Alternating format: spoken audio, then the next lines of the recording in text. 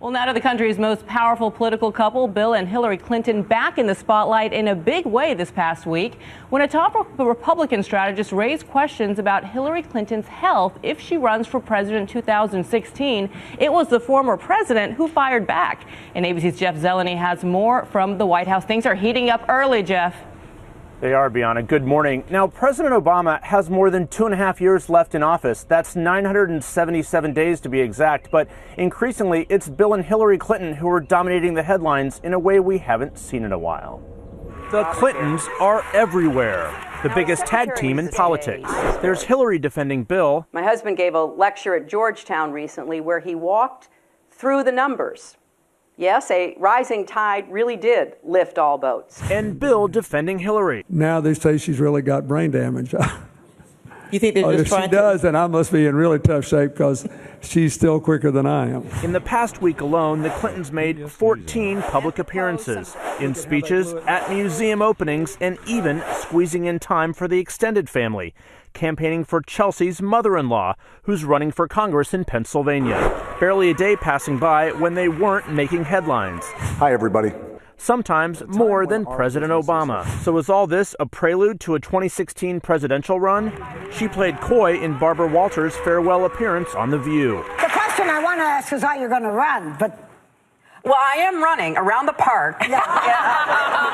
Republicans are following every word and striking back on how Secretary of State Hillary Clinton handled the attack on the U.S. consulate in Benghazi, Libya, and even raising questions about her health. She had a serious health episode. This will be an issue in the 2016 race, whether she likes it or not. Of course, we still don't know if she's running for anything. She likely won't make that decision until the end of the year. Now, the questions surrounding Hillary Clinton's plans will only intensify when her book is released next month, but Republicans have something else in mind. That special congressional committee investigating the Benghazi attacks will get underway this summer, with her role as Secretary of State back in the spotlight. Bianna? Still so much scrutiny there, Jeff, but 14 public appearances in 1 week for the couple. The Clintons are one of the big stories our George Stephanopoulos will be talking about this morning on This Week, and George joins us now. So, George, everyone from the right, the center, the left is talking about Hillary. I was struck by Gail Collins, what she wrote in yesterday's New York Times op-ed. Hillary wants to be president so that people will stop talking about her. I mean, is this kind of buzz following the Obama model, right, exactly. Right. Well, listen, the Clintons are catnip for the media. There's no question about that. And part of the reason they're getting so much attention right now is because Washington is paralyzed as well. Not a lot of news coming out of there, but there's a little bit more going on. Number one, Karl Rove and his questions about Hillary Clinton's age and health.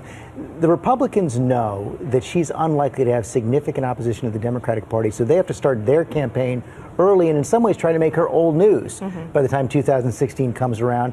And the Clintons had to respond forcefully to this one, because this is, these questions about age and health always come up in presidential campaigns. They can be serious questions. They know they have to rebut this with real force, and that's what they did. And yet there's so much speculation about fresh faces. What is your take on Julian Castro joining the administration? Is he someone to watch for 2016? Second time he's been asked by President Obama to join the cabinet. He turned down the chance to be transportation secretary. Apparently decided it was a good idea now.